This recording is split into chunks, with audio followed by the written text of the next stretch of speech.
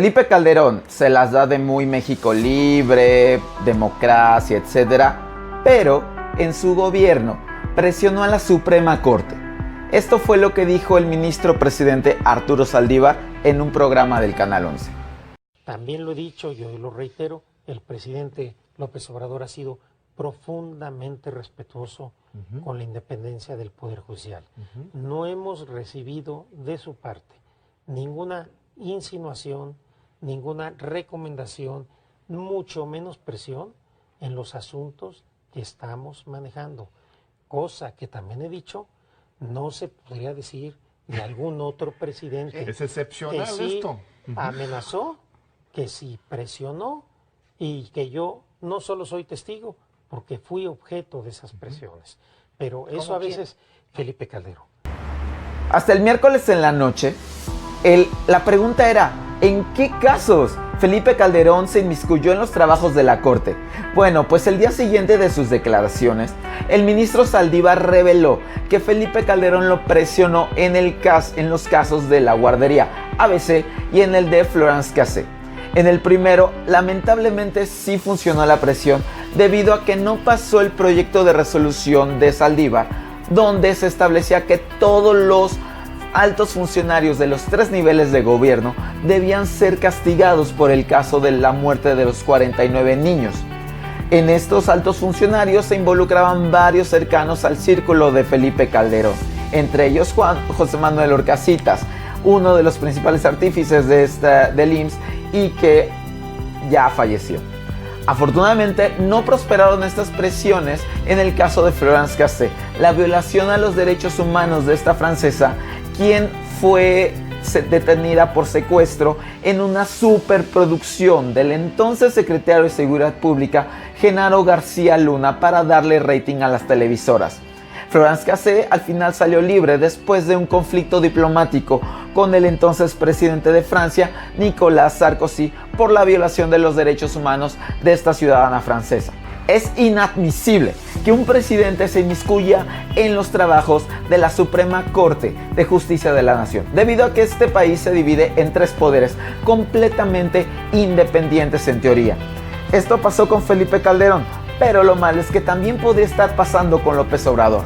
A pesar que el ministro Saldívar dijo que él nunca se ha inmiscuido, las pruebas dan fe de lo contrario, debido a que en la renuncia del ministro Eduardo Medina Mora, la Unidad de Inteligencia Financiera le congeló sus cuentas, presionándolo a que renunciara. Casi el gobierno le dijo, o renuncias o te investigo por lavado de dinero. El ministro Medina Mora renunció y ¿qué creen? Después de eso, la Unidad de Inteligencia Financiera le liberó sus cuentas. Y en ese caso, el ministro Medina Mora se fue feliz, sin poder ser investigado por el gobierno, porque el gobierno lo perdonó de todos sus pecados y ahora tiene un asiento vacante para que López Obrador ponga fin a otro ministro o ministra en la Corte para frenar las ambiciones de sus adversarios neoliberales y fifís en la Suprema Corte, que es el único contrapeso actual que tiene el presidente de la República. Ya lo vimos con el aeropuerto de Santurcía, ya lo vimos con las estancias infantiles y bueno, solo le queda un asiento más en la Corte para frenar todas esas iniciativas contra su gobierno. Muy chido que el gobierno no reprima manifestantes, que la gente pueda salir a la calle y expresar sus inconformidades.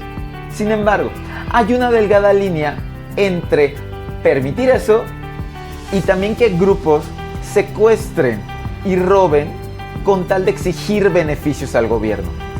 Esta semana los normalistas de Tenería llegaron a una central camionera y con piedras y palos obligaron a los choferes, a 11 en específico, a que fueran con ellos a la normal para que estuvieran con ellos para su disposición y tomados como rehenes para negociar con la Secretaría de Gobernación plazas automáticas, becas en el extranjero, completamente pagadas por el gobierno y que pudieran pasar los exámenes con 6 y que estos mismos exámenes no se transparentaran. Con este secuestro de rehenes y con este robo de autobuses, llegaron a la Secretaría de Gobernación a entrevistarse con el subsecretario Ricardo Peralta.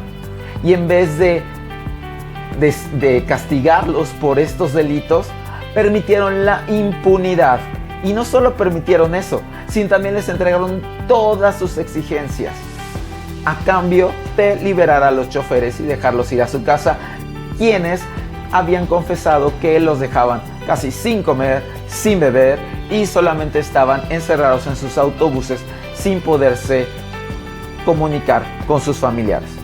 En este caso, ¿el gobierno está tolerando el robo y el secuestro? ¿Recuerdan cómo se puso en enero de 2017 el país con el gasolinazo? Pues lo mismo está sucediendo en Ecuador, donde el presidente Lenín Moreno presentó un paquete económico que quitó completamente el subsidio a las gasolinas. Pasaron de costar de $1.85 a 2.22 el galón. Esto en pesos mexicanos, y en litros queda un precio final de 12.2 pesos por litro. Aquí en México es muy barato, aún antes del gasolinazo. Sin embargo, para los ecuatorianos piensan que es muy caro. Y las comunidades indígenas son las más afectadas en esto. Y son las que principalmente están encabezando las protestas contra el presidente Lenín Moreno, debido a que dicen que ellos la utilizan en las maquinarias y en los tractores que usan para sus actividades económicas, y que les costaría muchísimo trabajo solventar estos precios de los combustibles. Por eso mismo exigen su renuncia automática del presidente.